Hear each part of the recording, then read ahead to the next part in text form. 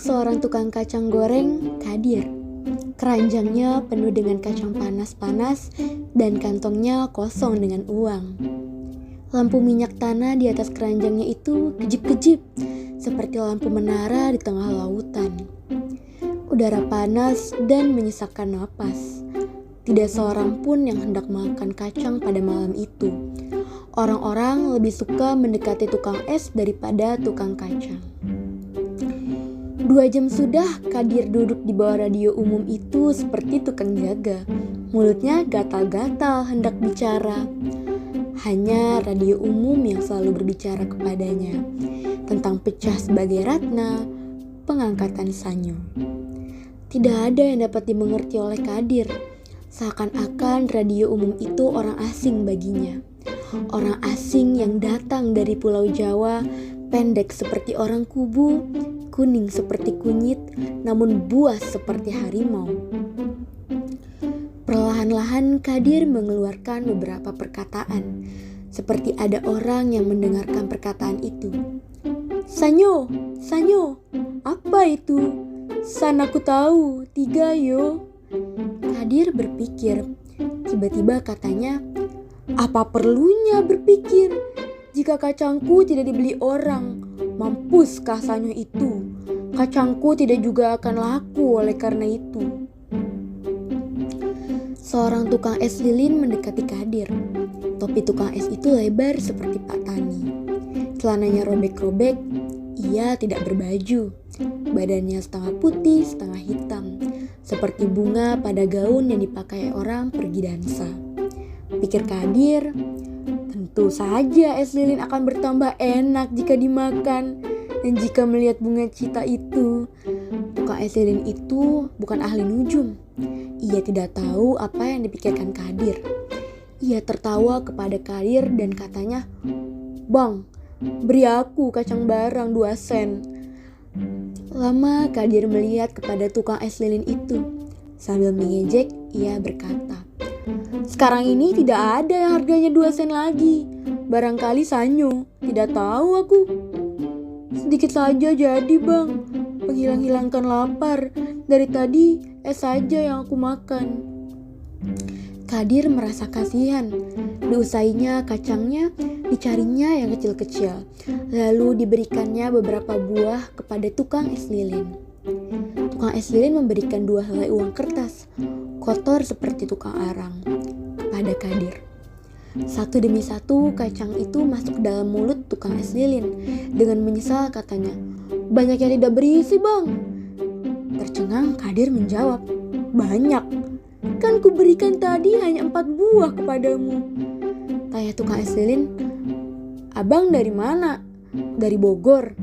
Sekali sebulan baru pulang. Di sana menjadi kumico. Tukang es terkejut. Ia selalu merasa takut kepada kumico. Kumico di kampungnya selalu diberinya es lilin sebatang setiap hari. Ia takut kalau kumico menahan pembagian beras kepadanya. Lemah lembut dan hormat katanya. Jadi, selama Tuan Kumico di Jakarta, siapa yang menggantikan? Kadir merah mukanya. Mendengar ia dipanggil Tuan itu, sombong dijawabnya. Anak saya, Binu, lepas sekolah desa. Ia lebih pandai daripada aku. Aku tidak pandai membaca dan menulis. Hanya kalau terdengar ada pembagian rokok koa, aku buru-buru pulang ke Bogor. Bukan untuk mencatatkan koa itu. Bukan. Aku takut kalau pembagian itu tidak beres jalannya. Tuan Kumico, kalau orang seperti saya ini boleh jadi kumico atau tidak? Kadir mengericutkan keningnya dengan suara seperti saiko sikikan. Katanya, tidak tahu aku. Dahulu mudah saja, akan tetapi sekarang ini susah juga. Kudengar diumumkan di radio bahwa pangkat Sanyo sudah tambah pula. Tentu akan lebih teliti penjagaan kepada kumico-kumico. Tanya tukang es lilin. Sanyo itu apa, Tuan Kumico? Tidak tahu aku. Orang sekarang memakai perkataan yang susah-susah untuk pekerjaan tetek bengek. Seorang laki-laki mendekati mereka. Rambutnya kusut masai, ia berbaju piyama dan bercelana dalam. Tampak pahanya kecil seperti batang padi. Katanya, "Beli 3 sen." Tukang es lilin mengambilkan sebatang es lilin dan diberikannya kepada orang laki-laki itu. Marah kata orang laki-laki itu, "Tolol, bukan es maksudku, kacang." Lambat-lambat Kadir menjawab, "Hanya es yang berharga 3 sen, Tuan." Laki-laki itu marah lagi dan katanya, "Meski diberi, kau tahu sanyo sudah ditambah sekarang, nanti kuadukan." Kadir gemetar ketakutan. Dipilihnya kacang yang kecil-kecil, diberikannya kepada laki-laki itu. Kadir memberanikan dirinya dan katanya, "Tuan, kalau boleh saya bertanya, sanyo itu apa sebenarnya?" Laki-laki itu membuka sebuah kacang dan katanya, "Sanyo itu tuan besar orang Indonesia, kepalanya." Orang laki-laki itu membuka sebuah kacang lagi, namun tidak berisi. Dengan marah dilemparkannya kulit kacang itu kepada Kadir dan keras-keras katanya, "Seperti ini, hampa." Orang laki-laki itu memberungut dan pergi. Kata Kadir kepada tukang es lilin, "Dari sekarang aku mesti tahu apa arti sanyo. Dipertakutkannya saja aku dengan perkaraan itu. Siapa tahu sanyo itu orang biasa saja, tukang catut misalnya." Tukang es lilin mengeluh sambil melihat ke badannya. "Sekarang ini serba susah. Badan kita seperti es lilin saja, bertambah kecil juga. Akhirnya habis jadi air, dilemparkan orang." Jawab Kadir, "Aku melihat dari jurusan lain, kita sama dengan es lilin. Sama-sama digigit dan dihirup orang." Tukang es lilin menjawab, "Banyak jalan kalau hendak pergi ke langgar." Dari radio umum keluar bunyi musik.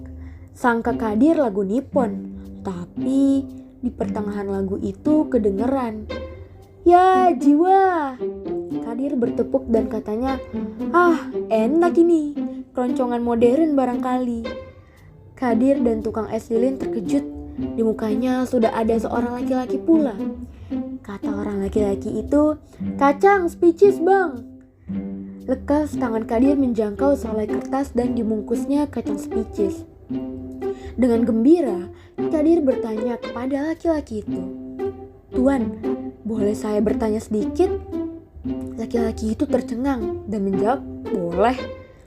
"Yang hendak saya tanyakan ini, Tuan, apa sanyo itu tukang catut?"